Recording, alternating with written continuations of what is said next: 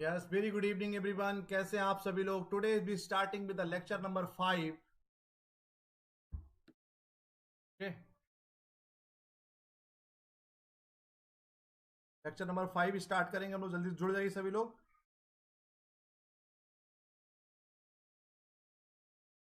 Please join everyone, जल्दी से join करिए सभी लोग।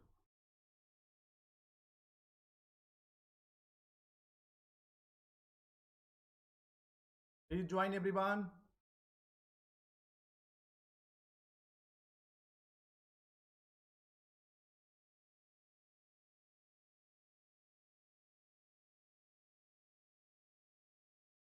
Once again Ruby, very good evening. Priya, Namrata, Priyanka, Anjali, very good evening everyone.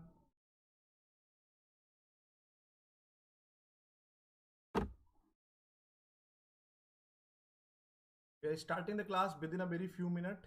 जल्दी सभी लोग ज्वाइन करिए।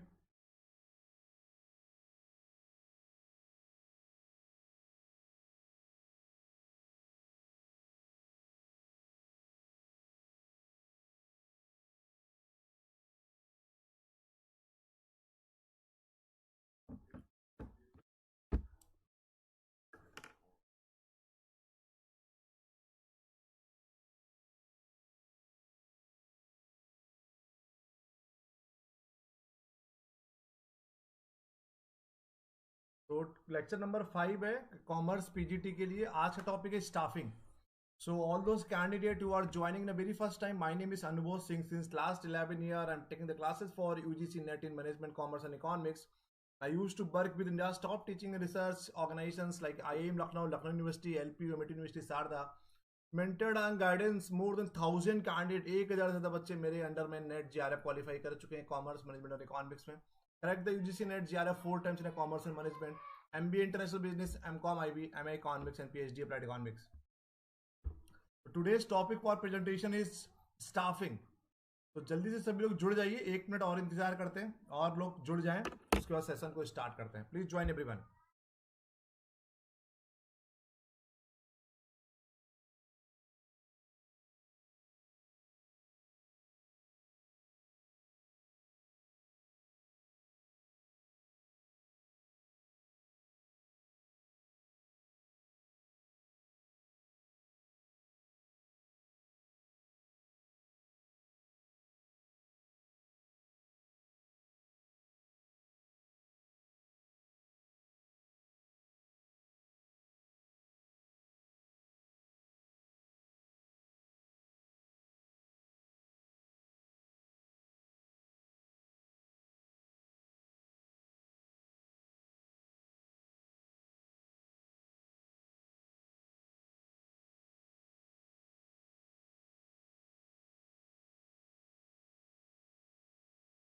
तो without wasting the time we have to be start.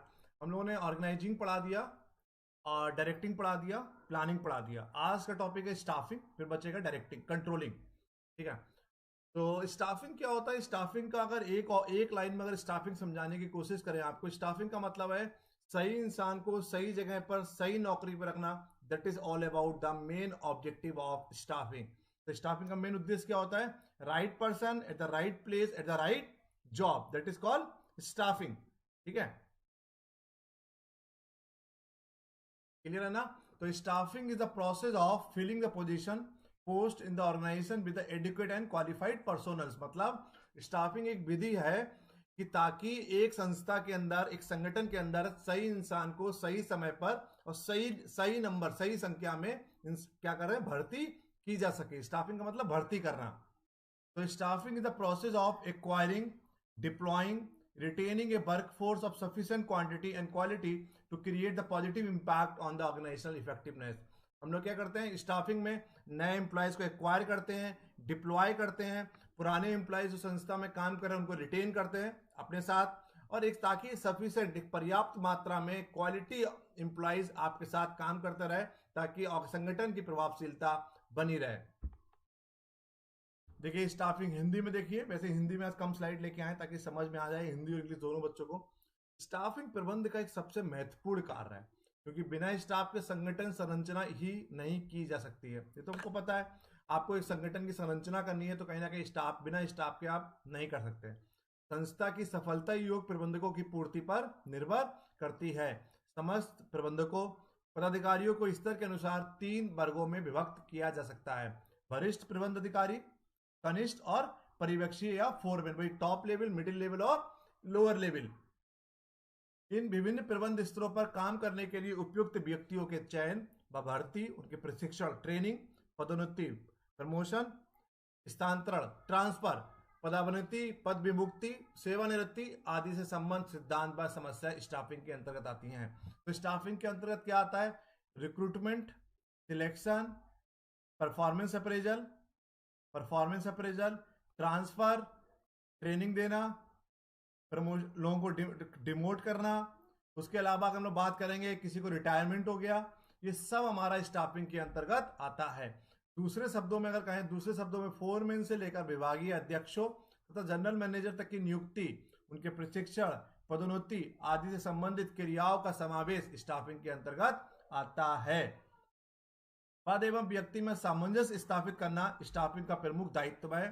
William B Sivan के मतानुसार व्यवसायिक संस्था का भविष्य उसमें कार्यरत प्रबंध पदाधिकारियों पर जितना निर्भर करता है उतना उस अन्य किसी घटक पर नहीं। तो कहीं ना कहीं स्टाफिंग का कुल काम क्या है? प्रमोशन देना, किसी को एम्प्लॉयज को रिक्रूट करना, सिलेक्शन करना, ट्रेनिंग करना, डेवलपमेंट करना, किसी का रिटायरमेंट की बात हो गई, परफॉर्मेंस अप्रेजल करना, ये सभी घटनाएं, ये सभी कार्य स्टाफिंग के अंतर्गत आते हैं। और अगर समझाएं स्टाफिंग का डेफिनेशन एवं परिभाषा है, एक मिनट रुकिए।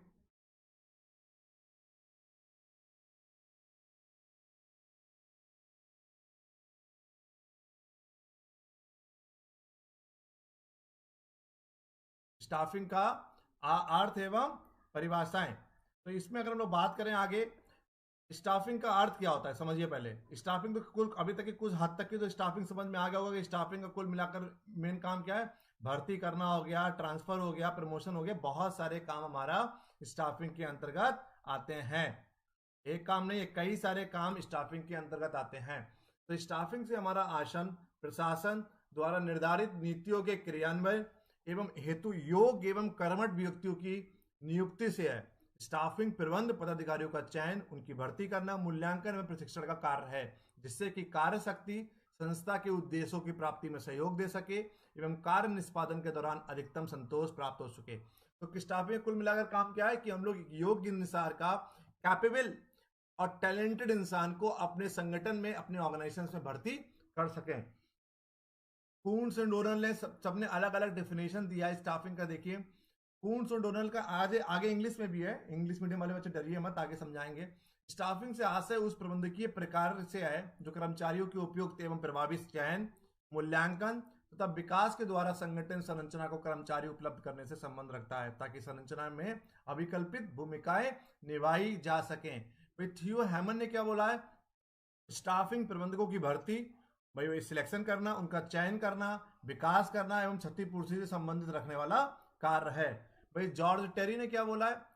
स्टाफिंग संतोषजनक एवं संतुष्ट मानव शक्ति को प्राप्त करने तथा उसे बनाए रखने में संबंध करता है। फिर पैट्रिक ई कॉर्डर ने क्या बोला है? स्टाफिंग प्रबंधकों का वह कार्य व उत्तरदायित्व है जो संस्था के कार्य संचालन के लिए प्रबंधकीय तथा अन्य कर्मचारियों को उपलब्ध करने, उनके विकास करने, उन्हें संस्था में बनाए रखने से संबंध रखता है। तो कुल मिलाकर बात सबने वही करा है, थोड़े लोगों ने अपनी अपनी वर्डिंग्स में अलग अलग तरीके से बोलने का बात किया है, बट कुल मिला के स्टाफिंग का मेन उद्देश्य है इंसान को रिक्रूट करना, सिलेक्शन करना, performance appraisal, training and development, कुल मिलाकर एक सेटिस्फाइड वे में एक इस तरीके से आपको पूरा एक स्टाफिंग करनी है ताकि जितने भी एम्प्लॉयज सेटिस्फाई रहे और ऑर्गेनाइजेशन के ऑब्जेक्टिव को अचीव करने के लिए वो लगातार काम करते रहें। देखिए आगे अगर इंग्लिश की बात करें, अकॉर्डिंग टू द मैकफार्लैंड ने क्या बोला है? Staffing is the function by which managers build in organisations through the recruitment, selection and development of individual as capable employees. भाई सेम बात बोली है कि स्टाफिंग एक फंक्शन है जिसमें मैनेजर क्या करता है? मैनेजर एक संगठन को बिल्डअप करता है, किसके थ्रू? रिक्रूटमेंट के थ्रू, सिलेक्शन के थ्रू, डेवलपमेंट के थ्रू, कैपेबल एम्प्लॉयज जो एक जिनकी क्षमता है उनके उन एम्प्लॉयज को लेकर उनके रिक्रूटमेंट करता है, सिलेक्शन करता है, डेवलपमेंट करता है।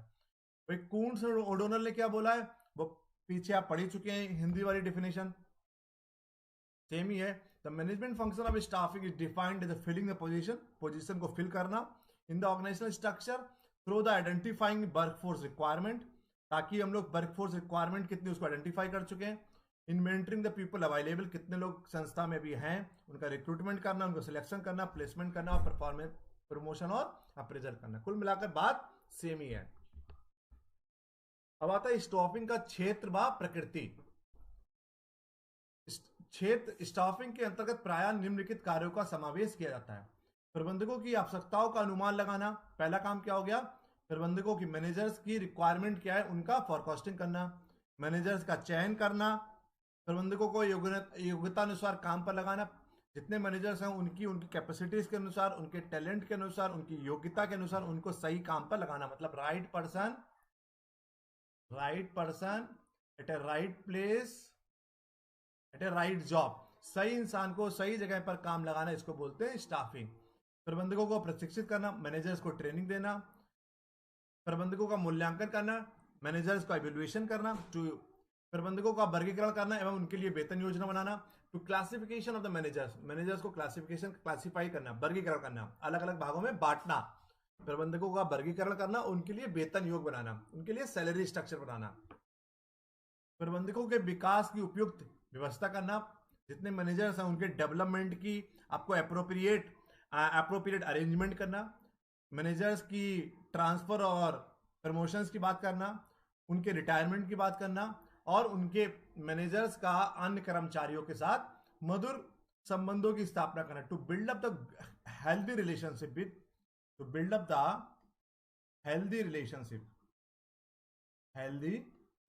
With the other employees.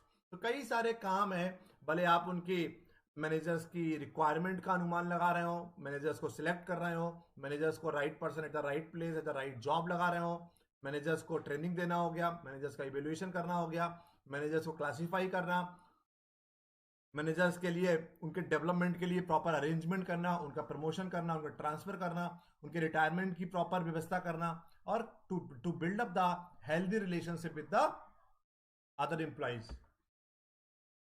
समझ गए यहां तक? किसी को कोई डाउट?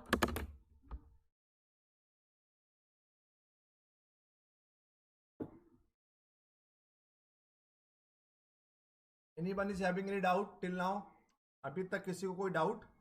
बेसिक समझ में आ गया ना आप लोगों को?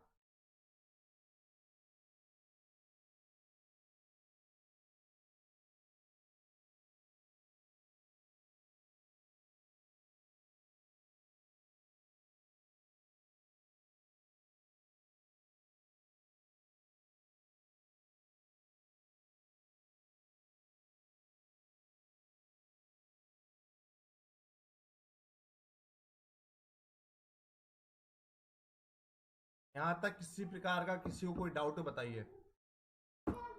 चलिए अब आया features of staffing function. All pervasive functions of management, it's a very dynamic function, very vast scope, बहुत ज्यादा स्कोप होता है, बहुत ज्यादा क्षेत्र इसका बहुत फैला हुआ होता है। डायनेमिक मतलब गतिशील कार्य है, गतिशील फंक्शन है, लगातार चलने वाला है। एक एम्प्लॉय नौकरी छोड़ेगा, दूसरे को रिक्रूट करेंगे, फिर उनका प्रमोशन करेंगे, ट्रांसफर करेंगे, इवैल्यूएशन करना, तो लगातार चलने वाला फंक्शन है। All pervasive functions of management एक व्यापक कार्य है, प्रबंधन का एक व्यापक कार्य है स्टाफिंग। अब आया मेन ऑब्जेक्टिव ऑफ स्टाफिंग। उद्देश्य क्या होता है, मुख्यतः उद्देश्य कौन कौन से होते हैं स्टाफिंग के, समझिए बच्चों। सबसे पहला हो गया to understand all functions of in an organisation, आपको समझने की कोशिश करना एक संगठन के अंदर जितने सारे कार्य हैं उनको समझना। दूसरा हो गया to understand the man power planning so that peoples are available at a right time at a right place. आपको एक संगठन के अंदर पूरी मैन पावर, एक इंसानों की पूरी प्लानिंग करना है, मैन पावर पूरी प्लानिंग करना है ताकि सही समय पर सही इंसान सही जगह पर काम करे, right person at a right place at a right work. आगे गया हो गया to understand the issue related to the job analysis and to overcome the problem. अगर जॉब एनालिसिस की कोई प्रॉब्लम आती है, सही इंसान सही जगह पर काम नहीं कर रहा है, तो उन प्रॉब्लम्स को समझना और उन प्रॉब्लम्स को ओवरकम करना, उन प्रॉब्लम से निपटारा करना। अब आया इंपॉर्टेंसी ऑफ स्टाफिंग फंक्शन। कौन कौन सी इंपॉर्टेंसी होती है? Training and development, training provide करना, ट्रेनिंग मतलब प्रशिक्षित करना, ठीक है, ट्रेनिंग करना, क्लियर। ट्रेनिंग एंड डेवलपमेंट हो गया, ट्रेनिंग मतलब प्रशिक्षित, डेवलपमेंट विकास, इफेक्टिव कोऑर्डिनेशन, आपस में प्रभावशाली समन्वय बना रहा सभी का, इफेक्टिव रिक्रूटमेंट एंड प्लेसमेंट और building the effective human resources, और एक संगठन के अंदर एक इफेक्टिव, एक बहुत बढ़िया ह्यूमन रिसोर्सेज को बिल्डअप करना। तो इंपॉर्टेंसी ऑफ स्टाफिंग क्या हो गया, training and development, effective coordination, effective recruitment and placement, building the effective human resources. अब आ गया आगे इंपॉर्टेंसी ऑफ स्टाफिंग फंक्शन की बात करें, ऑप्टिमम यूटिलाइजेशन ऑफ रिसोर्सेस, आपको एक पर्याप्त तरीके से पूरी तरह से संसाधनों का यूज करना, इनहांस द कॉर्पोरेट इमेज, एक संस्था की, एक संगठन की छवि को बढ़ाना, जॉब सेटिस्फेक्शन, इंसान अपने काम से सेटिस्फाई रहे, अपने काम से संतुष्ट रहे, तो जॉब सेटिस्फेक्शन भी एक फंक्शन है। इनहांस मतलब इनहेंस करना होता है बढ़ाना, आपको एक संगठन की, क्यों लोग भारत में अगर प्राइवेट नौकरी करना चाहते हैं तो टाटा बिरला अंबानी रिलायंस के साथ क्यों काम करना चाहते हैं, क्योंकि उनकी कॉर्पोरेट इमेज बहुत बढ़िया है, उनकी छवि बहुत साफ है कि सैलरी समय से दे रहे हैं, जल्दी नौकरी से निकालते नहीं। तो कहीं ना कहीं ये सब स्टाफिंग के फंक्शंस होते हैं कि एक एचआर पॉलिसी इस तरीके से बनाइए ताकि लोग संस्था में, संगठन लंबे समय तक काम करें, सेटिस्फाई होकर काम करें, ऑप्टिमम यूज ऑफ रिसोर्सेज हो, लगातार ट्रेनिंग उनको प्रोवाइड करें, लगातार डेवलपमेंट करते रहें, ताकि कॉर्पोरेट इमेज, ताकि एक कंपनी की छवि बढ़िया तरीके से बनी रहे। अब आया एलिमेंट, कौन कौन से एलिमेंट होते हैं स्टाफिंग, तत्व कौन कौन से होते हैं एलिमेंट ऑफ स्टाफिंग। पहला हो गया man power planning, man power planning मतलब कितने लोग किस समय पर कौन सी जगह पर जरूरत पड़ेंगे। Man power planning is all about to analyse the man power within the organisation, एक संगठन के अंदर आपको पूरी मैन पावर की रिक्वायरमेंट को एनालाइज करना है कि मार्केटिंग में कितने इंसान चाहिए, फाइनेंस में कितने चाहिए, ऑपरेशंस में कितने चाहिए, प्रोडक्शन में कितना चाहिए, इन्वेंट्री में कितना चाहिए, रिसर्च में कितना चाहिए। तो सही इंसान सही जगह पर सही समय में और सही इंप्लॉयज काम करे, ये सब मैन पावर के मैन पावर प्लानिंग के अंतर्गत आता है। फिर हो गया जॉब एनालिसिस, जॉब एनालिसिस होता है जॉब को समझना, जॉब जॉब मतलब कार्य, जॉब को एनालिसिस करना कि पर्टिकुलर नौकरी में क्या काम है, उसके अनुसार ही उसको इंसान को रखेंगे ना। अगर आपको पहले ये नहीं पता कि काम क्या है, पहले काम समझना पड़ेगा, काम एक बार समझ गए उसके बाद हम सही इंसान को उस नौकरी पर, उस जगह पर रखेंगे। तो job analysis is all about to analyse the job, to analysis the कार्य, टू एनालिसिस द वर्क। फिर हुआ रिक्रूटमेंट एंड सिलेक्शन, रिक्रूटमेंट होता है भर्ती, सिलेक्शन होता है चयन। रिक्रूटमेंट करना, भर्ती निकालना, सिलेक्शन करना, चयन करना। ट्रेनिंग हो गई प्रशिक्षित, और डेवलपमेंट हो गया विकास करना। परफॉर्मेंस अप्रेजल, हमने आपको बताया था कि हर साल हर संस्था में, सरकारी हो या गैर सरकारी हो, प्राइवेट हो या गवर्नमेंट हो, लगातार हर एनुअल बेसिस पे अपने एम्प्लॉयज का परफॉर्मेंस अप्रेजल करना पड़ता है ताकि पता चल सके कि इंसान सही तरीके से काम कर रहा है। उसी परफॉर्मेंस अप्रेजल के बेसिस पे उसको सैलरी इंक्रीमेंट करेंगे, उसका प्रमोशन करेंगे, उसका डिमोशन करेंगे, उसका ट्रांसफर करेंगे। उसके अलावा हायरिंग, हायरिंग मतलब हायरिंग भी सेम चीज है, लोगों को हायर करना, लोगों को नौकरी पर रखना। लगातार आपको मोटिवेट भी करना है, आपको अभिप्रेरित भी करना है, लगातार अपने संगठन में जो इंप्लॉयज काम कर रहे हैं उनको मोटिवेट करना ताकि वो अच्छी तरीके से काम करें, ताकि ऑर्गेनाइजेशन के ऑब्जेक्टिव को, संगठन के उद्देश्य को वो पूरा कर सकें। इंप्लॉयज मेंटेनेंस, आपको इंप्लॉयज मेंटेनेंस भी करना पड़ेगा, और ह्यूमन रिलेशन, कुल मिलाकर इस तरीके से काम करना है ताकि आपस में सबका समन्वय बना रहे। They should have build up the very good relationship with the among all the employees, सारे जितने के जितने एम्प्लॉयज आपस में काम कर रहे हैं उनके बीच में एक अच्छी रिलेशनशिप बनी रहे। अब आया फैक्टर्स अफेक्टिंग द स्टाफिंग, यहां तक कोई doubt?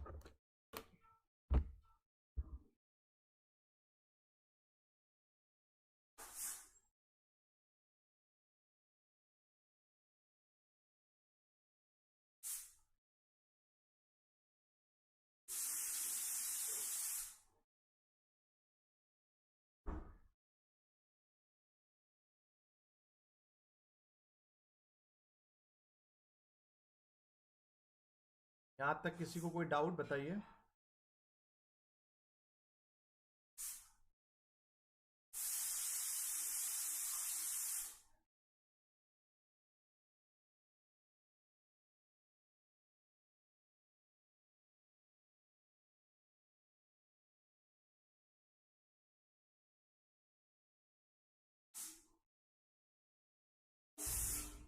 Anyone is having any doubt, please do tell me. चलिए आगे बढ़ते हैं। फैक्टर्स अफेक्टिंग द स्टाफिंग, ऐसे कौन कौन से फैक्टर्स हैं, ऐसे कौन कौन से कारक हैं जो स्टाफिंग को प्रभावित करते हैं। पहला हो गया nature of the rivalry for human resources. India has a ample supply of unskilled worker then the highly qualified workers. ये तो पता ही होगा, भारत में स्किल्ड वर्कर की बहुत ज्यादा सप्लाई है अगर हम तुलना करें क्वालिफाइड पीपल से। क्वालिफाइड लोग कम है, बट अगर हम लोग अनस्किल्ड लेबर की बात करें, अनस्किल्ड वर्कर की बात करें, तो भारत में एम्पल मतलब बहुत ज्यादा सप्लाई है। Companies start to change their staffing policy and prefer less talented people. Company ने, बहुत सारी कंपनी ने क्या करा है, अपनी स्टाफिंग पॉलिसी को चेंज कर दिया है, वो लेस टैलेंटेड पीपल्स को प्रीफर करना स्टार्ट कर दिया। तो nature of rivalry for human resources, तो मानव संसाधन के बीच में अपने आप में एक राइवलरी है। एक तो हो गई क्वालिफाइड लोगों की अनक्वालिफाइड से, दूसरा हो गया sometime what they started doing, they have started preferring the less talented people as compare to the talented people. दूसरा हो गया लीगल फैक्टर। लीगल फैक्टर भी बुरी तरह से प्रभावित करते हैं। चाइल्ड लेबर इज प्रोहिबिटेड, ये तो पता ही होगा, स्टॉप चाइल्ड लेबर। भारत में हम लोग बात कर रहे हैं कौन कौन से ऐसे लीगल फैक्टर्स हैं या कौन कौन से ऐसे कारक हैं जो रिक्रूटमेंट को, सिलेक्शन को क्या करते हैं, या स्टाफिंग को प्रभावित करते हैं। तो लीगल फैक्टर्स में हो गया, लीगल मतलब कानूनन फैक्टर। ये तो पता होगा कि 18 साल से नीचे के बच्चे को अपने संस्था में, अपने संगठन में नौकरी पर नहीं रखते। दूसरा हो गया provisions are relating to the reservations for physically handicapped people. सरकारी में तो रिजर्वेशन भी है, ओबीसी को 27%, एससी को, एसटी को और इकोनॉमिकल बिक्री सेक्शन को 10%, ऐसे ही फिजिकली हैंडीकैप्ड के लिए भी रिजर्वेशन है। तो ये सब फैक्टर्स ऐसे हैं जो प्रभावित करते हैं और आपको ना चाहकर भी ये सब फैक्टर्स को मानना पड़ेगा। तो provisions are related to the reservations for physically handicapped people, आप चाहते हो या नहीं चाहते, बट आपको फिजिकली हैंडीकैप्ड पीपल अपने यहाँ रखने पड़ेंगे, एससी एसटी रखने पड़ेंगे आपको, ओबीसी आपको रखने पड़ेंगे, इकोनॉमिकली वीकर सेक्शन वाले जो लोग हैं उनको भी रखना पड़ेगा, जो आर्थिक रूप से कमजोर है। Legal provision affect the staffing policies of the organisation. Yes, कई सारे कानून ऐसे फैक्टर्स हैं जो कंपनी की स्टाफिंग पॉलिसी है उसको प्रभावित करते हैं। फिर हुआ सोशियो कल्चर फैक्टर, सामाजिक। सोशो कल्चर फैक्टर, सामाजिक सांस्कृतिक फैक्टर कौन कौन से हैं। Employment of womens for job involving या physical exertion is usually avoided. जहां पर फिजिकल वर्क बहुत ज्यादा होता है वहां पर ऐसी नौकरियों में वीमेंस को, लड़कियों को नहीं रखते। Womens are not offered jobs involving the continuous travelling. ऐसी कोई नौकरियां होती है जिसमें लगातार आपको ट्रेवल करना पड़ता है, तो कंपनियां वुमेन्स को या फीमेल्स को ऑफर नहीं करती। तो ये सोशियो कल्चरल फैक्टर्स हो गए, सामाजिक सांस्कृतिक फैक्टर्स हैं। भारत में माना जाता है कि लड़कियों को as per the physical activities में उनको ऐसे काम नहीं दिए जाते जहां पर आपको फिजिकल वर्क बहुत ज्यादा होता है या ट्रेवलिंग बहुत ज्यादा करनी पड़े। चौथा हो गया एक्सटर्नल फैक्टर। एक्सटर्नल फैक्टर्स में हो गई employees have to face pressure from political parties. यार कभी कभार क्या एमपी, एमएलए, सांसद, विधायक फोन कर रहा है, राज्यपाल फोन कर रहा है, मुख्यमंत्री फोन कर रहा है, नहीं आपको इसको नौकरी पर रखना ही रखना पड़ेगा। तो कहीं ना कहीं एम्प्लॉयज हैव टू, कभी कभार प्राइवेट नौकरी, सरकारी नौकरी में आपको प्रेशर भी होता है सरकारी, वो भी कहीं ना कहीं स्टाफिंग की पॉलिसीज को प्रभावित कर रहे हैं। Concept of employment to son of the soils is getting popular in all country. तो सन ऑफ द सॉइल्स का भी कभी कभार क्या होता है, आपको नौकरी पे रखना पड़ता है।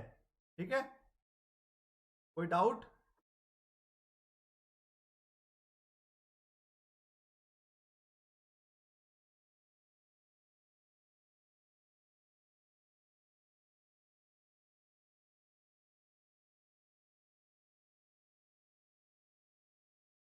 ठीक है, तो सन ऑफ सॉइल्स का मतलब होता है कि अगर कोई परसेंटेज शेयर कर देते, उत्तराखंड में है कि 50% लोग उत्तराखंड के रखे जाएंगे या 20% लोग उत्तराखंड के रखे जाएंगे। आपने कुछ ऐसा रिजर्वेशन कर दिया कि लोकल के इंसान को इतने % रखना ही रखना है। ठीक है, तो ये भी हो सकता है। सन ऑफ सॉइल्स का मतलब है कि लोकल के एक पर्टिकुलर भाषा बोलने वाले या आदिवासी लोगों को, ठीक है, या इन लोगों को इतने % लोगों को कहीं ना कहीं उनको रिक्रूट करना ही है। External influence affect the staffing policy of business unit. सीधी सी बात है, कई सारे टाइप के अलग प्रभावी एक्सटर्नल बाहरी इन्फ्लुएंस होते हैं जो क्या होता है, स्टाफिंग की पॉलिसीज को प्रभावित करते हैं। ये थे हमारे एक्सटर्नल फैक्टर। अब आए इंटरनल फैक्टर। एक्सटर्नल में कौन कौन से होगा, 4 हो गए ना, nature of rivalry for human resources, legal factor, socio culture factor और एक्सटर्नल इन्फ्लुएंस। अब आए इंटरनल फैक्टर कौन कौन से होते हैं जो स्टाफिंग की पॉलिसी को प्रभावित करते हैं। ऑर्गेनाइजेशनल इमेज, जो संगठन की छवि होती है या कंपनी की जो छवि होती है वो भी प्रभावित करती है। पास्ट प्रैक्टिसेस मतलब भूतकाल की जो प्रैक्टिसेस हैं, भूतकाल में अगर मान लो किस तरीके से रिक्रूट कर रहे थे, जुगाड़ से या सोर्स से रिक्रूट कर रहे हैं, तो आज भी वही पॉलिसीज फॉलो कर रहे हैं। साइज ऑफ द ऑर्गेनाइजेशन, संगठन का साइज कितना है, अगर छोटा साइज है तो क्या करते हैं, तो अलग पॉलिसी होगी। अगर बहुत, जहां पे 1000 लोग 10,000 लोग काम कर रहे हैं, वहां पे अलग टाइप की पॉलिसीज होंगी। ठीक है। ऑर्गेनाइजेशनल बिजनेस प्लान, जो आपकी ऑर्गेनाइजेशन का जो बिजनेस प्लान है वो भी कहीं ना कहीं पूरी तरह से प्रभावित करता है। अब आ गया ये अलग चीज। पहले यहां तक कोई डाउट है बताइए।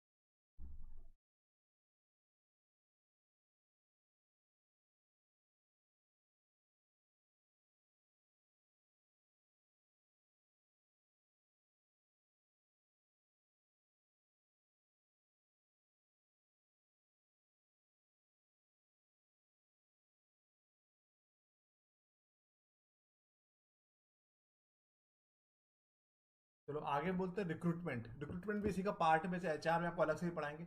रिक्रूटमेंट क्या होता है, रिक्रूटमेंट होता है भर्ती करना।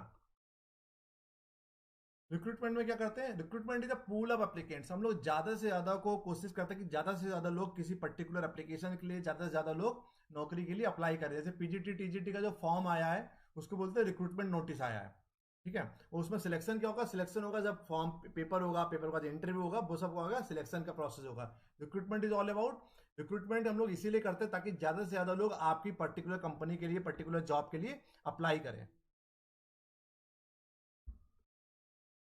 तो रिक्रूटमेंट में क्या करते हैं, process of locating, identifying and attracting the capable candidate. हम लोग क्या करते हैं, कोशिश करते हैं ज्यादा से ज्यादा लोगों को आइडेंटिफाई करें, अट्रैक्ट करें, ताकि कैपेबल लोग अप्लाई करें। क्योंकि मान लीजिए 100 नौकरी है, अगर 10,000 लोग फॉर्म अप्लाई करेंगे तो आप उसमें से अच्छे लोगों को छाड़ सकते हैं। नौकरी 100 है, अप्लाई केवल 80 लोगों ने किया है, तो क्या होगा, तो आपको ना चाहकर भी उन 80 लोगों को रखना पड़ेगा, अगर वो टैलेंटेड हैं या नहीं है, ये कोई फर्क नहीं पड़ता। तो process of locating, identifying and attracting the capable candidate. दूसरा हो गया कैन बी फॉर करंट और फ्यूचर नीड्स। ठीक है, हम लोग अपनी करंट नीड्स के लिए, भविष्य की नीडों के लिए क्या करते हैं, कैंडिडेट को अट्रैक्ट करते हैं। Critical activity for some corporations, what sources do be use for recruitment. Recruitment में हम लोग क्या, recruitment is all about to pool of applicants. हम ज्यादा से ज्यादा लोगों को अट्रैक्ट करते हैं ताकि वो आपकी करंट नीड के लिए, अभी वर्तमान की नीड्स के लिए, भविष्य की नीड्स के लिए लोग ज्यादा से ज्यादा आपकी कंपनी में अप्लाई करें। रिक्रूटमेंट देखिए हिंदी यहाँ पे समझिए। Recruitment means to estimate the available vacancies in the organisation and to make arrangement for their selection and appointment. Recruitment में हम लोग क्या करते हैं, पहले एस्टिमेट लगाते हैं कि अवेलेबल वैकेंसी कितनी है, और उनको कोशिश करते हैं उनको भरा जाए, बाद में उनको सिलेक्शन करेंगे और अपॉइंटमेंट करेंगे। Recruitment is a positive function in which publicity is given to the jobs available in the organization and interested candidates are encouraged to submit applications for the selection. Recruitment एक positive function होता है, उसमें हम लोग और उसकी publicity करते हैं, एडवर्टीजमेंट करते हैं, ताकि ज्यादा से ज्यादा लोग, इंटरेस्टेड कैंडिडेट, इंकरेज करते हैं उनको कि ज्यादा से ज्यादा लोग अपना एप्लीकेशन, अपना फॉर्म भरें। In the recruitment, a pool of eligible and interested candidate is created for the selection of most suitable candidate. Recruitment में हम लोग ज्यादा से ज्यादा लोगों को क्या करते हैं, फॉर्म मंगा लेते हैं, फिर उसमें से कुछ लोगों का चयन करते हैं, उसको बोलते हैं बच्चों हम लोग सिलेक्शन। एडविन फिलिपो ने, एडविन फिलिपो ने क्या डिफिनेशन दिया है समझिए। एडविन फिलिपो ने क्या डिफिनेशन दिया है, recruitment is the process of searching for prospective employees and stimulating them to apply for jobs in the organisation. Recruitment क्या है, एक process for searching the prospective employ. हम लोग प्रोस्पेक्टिव मतलब जो ऐसे एम्प्लॉयज जो कहीं ना कहीं आपके लिए, आपकी नौकरी के लिए कैपेबल है, और उनको हम लोग इनकरेज करते हैं कि आप भी इसमें, इस पर्टिकुलर कंपनी के लिए, पर्टिकुलर जॉब के लिए अप्लाई करिए। अब आया नीड फॉर रिक्रूटमेंट, भर्ती की जरूरत क्यों पड़ती है? जब सीटें खाली होती हैं, पीजीटी की वैकेंसी क्यों आई? वैकेंसी ऐसा ना कि इलेक्शन है इसलिए, वैकेंसी इसलिए है कि कहीं ना कहीं जरूरत है, कॉलेजेस में सीटें खाली पड़ी हैं, नए इंटर कॉलेज खुले होंगे, इसीलिए तो आई होगी। लोग रिटायरमेंट हुए होंगे, लोगों की डेथ हुई होगी, तो vacancies due to the promotions, लोग प्रमोट हो गए, ट्रांसफर, रिटायरमेंट, टर्मिनेशन, निकाल दिया गया, परमानेंट डिसेबिलिटी किसी को हो गई, डेथ हो गई, या लेबर टर्नओवर, लोग नौकरी छोड़ के चले गए, इन्हीं कारणों की वजह से रिक्रूटमेंट होता है। उसके अलावा creation of the new vacancies due to the growth, कभी कभार क्या होता है, नए कॉलेज खुल गए, नए इंटर कॉलेज खुलेंगे, नए कॉलेज खुलेंगे, तब भी कभी कभार आपने दूसरा प्लांट लगा दिया बिजनेस का, पहले एक कंपनी चल रही थी, अब 2 कंपनी चल रही, 3 कंपनी चल रही है, तो creation of the new vacancies due to the growth, आपने व्यापार ग्रोथ करा, बिजनेस को फैलाया, एक्सपेंशन किया, या diversification of the business activity. Diversification मतलब होता है पहले आप कपड़े के व्यापार में थे, अब खाने के व्यापार में आ गए, पहले आप मोबाइल फोन बना रहे थे, अब कपड़ा बनाने लगे, बिजनेस को डाइवर्सिफाई किया। तो creation of the new vacancies, क्यों, कब कब कब वैकेंसी आती है नई? बिजनेस का ग्रोथ किया आपने, एक्सपेंशन किया, व्यापार का डाइवर्सिफाई कर दिया, तब भी आपकी नई वैकेंसी मार्केट में आएंगी। रिक्रूटमेंट के सोर्सेस, किन किन सोर्सेज से हम लोग रिक्रूटमेंट करते हैं? Internal source searches, school placement, college में जाके आते हैं जो बच्चे एमबीए करते हैं या बीटेक करते हैं, उनके कॉलेज में जाके कंपनियां जाती हैं, रिक्रूट करके आती हैं। एम्प्लॉइज रेफरल, कोई जो लोग जो नौकरी कर रहे हैं employees. Recruitment is a part of the staffing, वही रिक्रूट स्टाफिंग में सब कुछ आता है, recruitment, selection, transfer, promotion, training and development, performance appraisal, सब कुछ। तो recruitment is a part of staffing. ठीक है। तो रिक्रूटमेंट सोर्सेज में वॉलेंट्री एप्लीकेशंस, कुछ लोग अपने आप अप्लाई करते हैं, आपने न्यूज़पेपर में एडवर्टीजमेंट दे दिया, आपने वेबसाइट में एडवर्टीजमेंट दे दिया। एम्प्लॉयमेंट एजेंसी, जो बहुत सारी एम्प्लॉयमेंट एजेंसी होती है जो जिसको हम लोग बोलते हैं जॉब कंसल्टेंसी, तो जॉब कंसल्टेंसी भी होती है, वो भी कहीं ना कहीं रिक्रूटमेंट करती हैं। इंटरनल सोर्सेज कौन कौन से हुए? प्रमोशंस, कोई इंप्लॉइज मैनेजर लेवल पे काम कर रहा है, प्रमोट होकर सीनियर मैनेजर बन गया, तो मैनेजर वाली पोजीशन खाली हो गई तो उसको भरना पड़ेगा। ट्रांसफर हुआ, कोई दिल्ली नौकरी कर रहा है, दिल्ली से लखनऊ आ गया, तो दिल्ली में वैकेंसी खाली हो गई। इंटरनल नोटिफिकेशन, कभी कभार क्या करते हैं, आप कोई वैकेंसी निकालते हैं केवल इंटरनल इंप्लॉइज के लिए निकालते हैं कि वो अपने कोई रिलेटिव्स को, अपने बेटे को, अपने बेटी को, अपने भाई को, अपने बहन को ले आए, कभी कभार हम लोग इंटरनल नोटिफिकेशन भी लाते हैं। फिर हुआ फॉर्मर इंप्लॉइज, फॉर्मर इंप्लॉइज क्या होता है, जो एक बार रिटायर हो जाते हैं उनको दोबारा बुला लिया, या जो एक बार संगठन आपको छोड़ के चलेगा, एक बार जो आपकी संस्था छोड़ के चलेगा उनको दोबारा बुला लेना, उसको बोलते हैं हम लोग फॉर्मर इंप्लॉइज। अब भाई एक्सटर्नल सोर्सेज में कौन कौन सा हुआ? कैंपस रिक्रूटमेंट, पता ही आपको, कैंपस रिक्रूटमेंट तो बहुत सिंपल है, पता ही आप लोगों को, जाके डायरेक्टली कंपनी गई कॉलेजेस में और वहां से बच्चों को भर्ती करके ले आई। प्रेस एडवर्टीजमेंट, न्यूज़पेपर में दे दिया आपने, मैगजीन्स में दे दिया। Recruitment through the management consultant and private employ exchange, बहुत सारे मैनेजमेंट कंसल्टेंट होते हैं जो 1000-2000 रुपए लेके नौकरी लगवाते हैं, उनके थ्रू आप रिक्रूटमेंट कर सकते हैं। डेपुटेशन ऑफ द पर्सनल्स, कुछ लोगों को डेपुटेशन पर आते हैं। मैनेजमेंट ट्रेनिंग स्कीम्स होती हैं, कुछ लोग वॉक इन होते हैं, राइट इन होते हैं, टॉक इन होते हैं। कुछ लोग वॉक इन आते हैं, सीवी डायरेक्ट आपका रिज्यूम डाल के चले गए कंपनी में। कुछ लोग डायरेक्टली लिखते हैं, टॉक इन डायरेक्टली फोन पर बात करते हैं। वो तो हो गया रिक्रूटमेंट। रिक्रूटमेंट में कोई डाउट?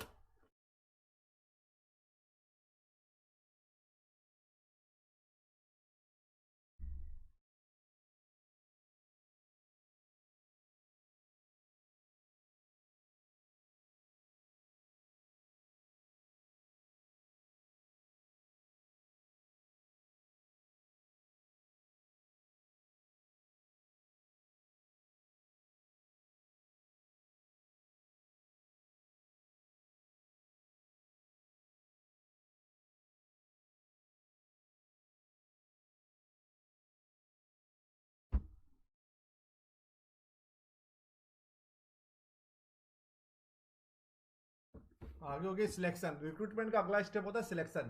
सिलेक्शन में होता है series of steps from initial applicant screening to the final hiring of the new employ. Recruitment में आपने फॉर्म भेज दिया, फॉर्म अप्लाई कर दिया, सिलेक्शन होता है उसका चयन करना। इसमें पहला स्टेप, अलग अलग अलग नौकरी के लिए अलग अलग स्टेप्स होते हैं। Completing the application material, conducting an interview, completing any necessary test, जो भी टेस्ट रिक्वायरमेंट है उसको नेसेसरी टेस्ट लीजिए। डूइंग ए बैकग्राउंड इन्वेस्टिगेशन, उसका बैकग्राउंड चेक करिए। सोशलाइजेशन चेक करिए। डिसाइडिंग टू द हायर और नॉट टू हायर। सिंपल है, अलग अलग नौकरी के लिए अलग अलग सिलेक्शन का प्रोसीजर होता है। कोई अगर पीजीटी की नौकरी के लिए करिए, directly interview, directly written test होगा, इंटरव्यू होगा। भाई अगर यूपीएससी की बात करें, आईएएस की, उसे प्री होता है, मेंस होता है, साइकोलॉजिकल टेस्ट होता है, आपका नॉर्मली इंटरव्यू भी होता है। तो अलग अलग नौकरी के लिए अलग अलग सिलेक्शन का प्रोसीजर होता है। बस सिलेक्शन में कुल मिलाकर काम यही है, चयन करना है इंसान को। जितने लोगों ने अप्लाई किया उसमें से मोस्ट सुटेबल, जो सबसे ज्यादा सुटेबल कैंडिडेट है आपकी कंपनी के लिए, आपके संगठन के लिए, आपकी संस्था के लिए, उनको भर्ती करना, उनका चयन करना, उसको बोलते हैं हम लोग सिलेक्शन। अब आया रिक्रूटमेंट और सिलेक्शन में अंतर। रिक्रूटमेंट में होता है to attract the maximum number of candidate. Recruitment के अंदर हम लोग करते हैं ज्यादा से ज्यादा लोग आपकी संस्था में अप्लाई करें। सिलेक्शन में to choose best out of the available candidate. Selection का मतलब है जो अवेलेबल कैंडिडेट हैं उनमें से कुछ लोगों को चुनना, उसको बोलते हैं बच्चों सिलेक्शन। दूसरा हो गया it create the application pool as large as possible. Recruitment में हम लोग कोशिश करते हैं कि ज्यादा से ज्यादा लोग आपके संगठन में, आपकी संस्था में अप्लाई करें। भाई सिलेक्शन में it is a rejection process where few are selected. Selection में कुछ ये रिजेक्शन प्रोसेस होता है, इसमें कुछ ही लोग सिलेक्टेड होते हैं, बचे हुए लोगों को रिजेक्ट कर देते हैं। Techniques are not very intensive, बहुत कठिन, बहुत कोई प्रॉपर टेक्निक्स नहीं होती इसमें। Highly specified techniques are required. आपको किसी को चयन करना है, कोई बहुत स्पेशलाइज टेक्निक चाहिए, तभी आप किसी को चयन कर पाएंगे। Outcome is application who pool, मतलब हु पूल जिन्होंने सीवी जमा किया। Outcome is the candidate is offered job. इसमें रिक्रूटमेंट का आउटकम्स होता है कि कितने लोगों ने अप्लाई किया। आपने कोशिश किया था कि 100 लोग, 100 नौकरी है, उसके लिए लोग 10,000 लोग अप्लाई करें। अगर 10,000 लोगों से ज्यादा लोगों ने अप्लाई कर दिया तो आपका रिक्रूटमेंट सक्सेस हो गया। सिलेक्शन में क्या आपने सोचा था कि 100 लोगों का चयन करना, अगर 100 लोगों का आपने चयन कर लिया 10,000 में से, तो आपका सिलेक्शन का प्रोसेस सक्सेस हो गया। प्रोसेस क्या है इसका पता ही है। रिक्रूटमेंट का advertisement, employment agency, on campus recruitment, deputation, employ recommendation, labour union, gate hiring. इसमें एप्लीकेशन को स्क्रीन करना, selection test, interview, checking the reference, physical examination, approval by authority, final placement. ये नॉर्मल है, पता ही, शुरू से बता ही रहे हैं आपको।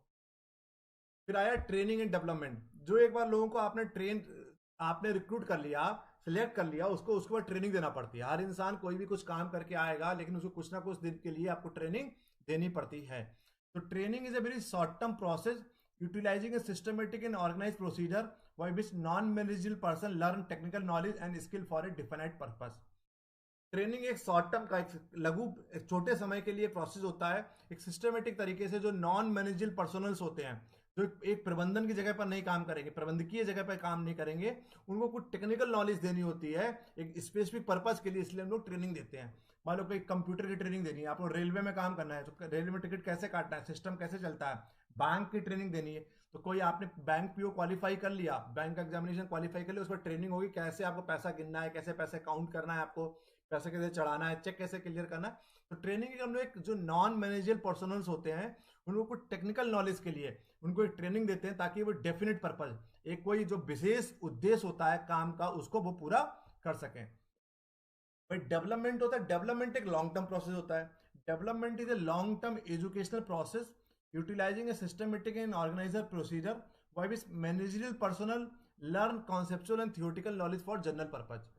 वो होता है नॉन मैनेजरियल के लिए, मतलब मैनेजर लोग नहीं होते ट्रेनिंग में।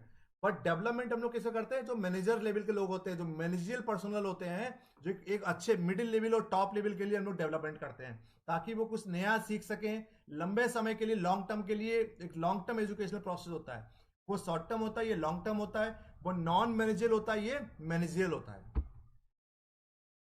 अब आया importancy of training and development. Training and development की इंपॉर्टेंसी क्या है? इंक्रीज इन द एफिशिएंसी, प्रभावशीलता को बढ़ाना। सीधी सी बात है, आदमी अगर टेक्निकल होगा तो प्रभावशीलता तो बढ़ी जाएगी।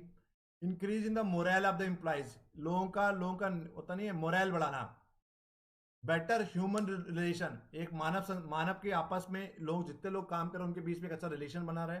रिड्यूस द सुपरविजन, सीधी सी बात है, अगर इंसान को ट्रेनिंग दे देंगे तो वो इंसान खुद ही सीख जाएगा, तो आपको सुपरवाइज ज्यादा नहीं करना पड़ेगा, आपको हर बात में उसको नहीं बताना पड़ेगा, उसके पास खुद से नॉलेज होगी, क्योंकि एक बार आप उसको ट्रेन कर चुके हैं। Increase the organisation viability and flexibility, एक संगठन की फ्लेक्सिबिलिटी को बढ़ाना, ताकि मान लो कोई इंसान 4 लोगों को अपने एक काम सिखा दिया, 4 में से अगर 2 लोग नहीं आते, एटलीस्ट बचे हुए 2 लोग तो काम कर लेंगे। फ्लेक्सिबल बनाना लोगों को, एटलीस्ट सबको, अगर एक जैसा काम सबको एक जैसा काम आता होगा तो सब एक ही काम कर पाएंगे। एक इंसान को 2-3